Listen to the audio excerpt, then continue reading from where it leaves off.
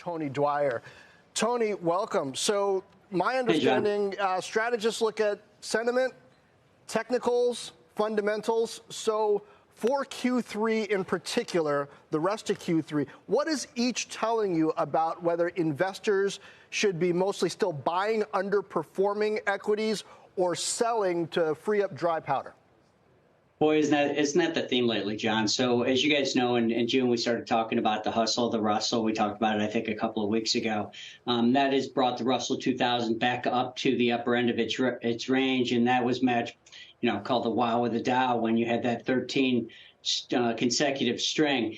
When that's happened in the past, you get some level of consolidation, maybe even a little bit of a pullback, but strength begets strength. So you're in a market that's got a hell of a lot of momentum, even if you haven't had a big change in interest rates. So our call has been to be light and tight, not to fight or bet on the downside, maybe not to chase it up here, given some of the tactical overbought and enthusiastic levels that have developed. But then practically, what does that mean? I mean, I think you expected a recession to come this year. Now it doesn't look like we're going to get one, but it does sound like you're expecting some sort of a reckoning for equities when you said, I think for the rally to continue, there needs to be an improved outlook for earnings. A rebound in earnings historically comes from a reduction in rates and an improvement in the outlook for money and profit margins. So what do you think? Exactly, John. And to me, again, I still expect a recession. I think I've definitely been wrong, and early is wrong in our business. But so far, what you need for me to get really more fundamentally bullish. Now, you can't, like I said, the technical guys are absolutely winning this tug of war. You've had that really since the October lows. But if you look point to point from last summer to now, you're basically flat, which means you had a lot of downside, and now you've had a lot of rebound upside.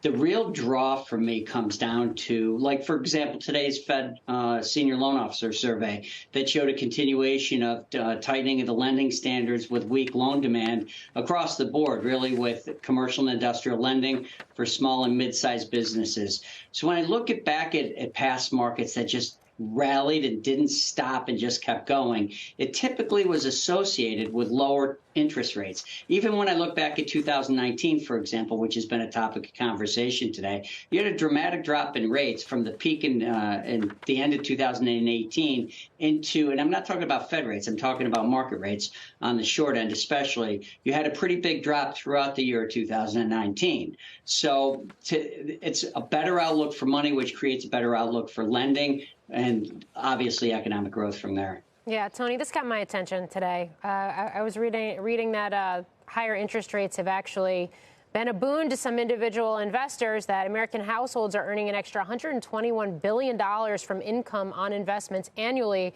versus this time a year ago. That's according to the Commerce Department. I wonder if we're not talking about that enough. The fact that maybe there is actually a positive and you've had all this additional capital that's been kind of created by some of these with the higher interest rates and individual investors, and that's been coming back into the markets here too. Well, it's very, very likely happening, Morgan. I think it's a great point, a great question. Now, so here's where I think I got it wrong so far, is that I underestimated the amount of debt that was taken out at very low levels and how long, when you extend the maturity of that debt, it takes time before you're going to raise new debt. So in other words, my 2 7/8 mortgage I have, I don't have to refinance that for a while, which means I don't have to suffer from having to roll it over at the higher interest rate level. So that I think is happening is that duration where so many businesses and households and mortgages were taking out at historically low interest rates that don't have to refi for a while. They haven't had to refi yet. So you're getting the benefit of that higher interest rate environment and obviously the equity market gains. And that I think at some point, here's a great example, Morgan and John. We're talking about credit spreads, right? Mm-hmm. High yield credit spreads are pretty low. One of the guests in the last show talked about how credit spreads, if you told them that rates were going to go up and credit spreads were going to be where they are, they'd be surprised. If you look at actually the high yield market, yield to worst, it's at the same level it was a year ago at just over 8%.